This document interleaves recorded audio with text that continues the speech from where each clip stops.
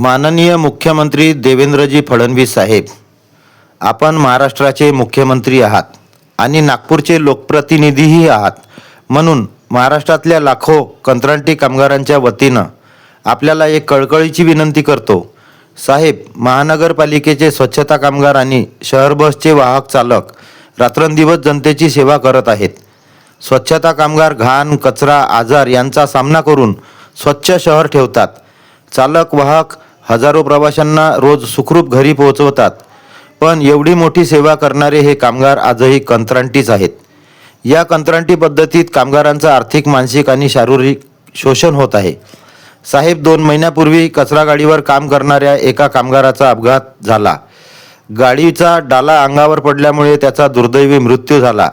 त्या कुटुंबाला आर्थिक मदत मिळावी म्हणून सहकारी कामगारांना 3 दिवस संप करावा लागला.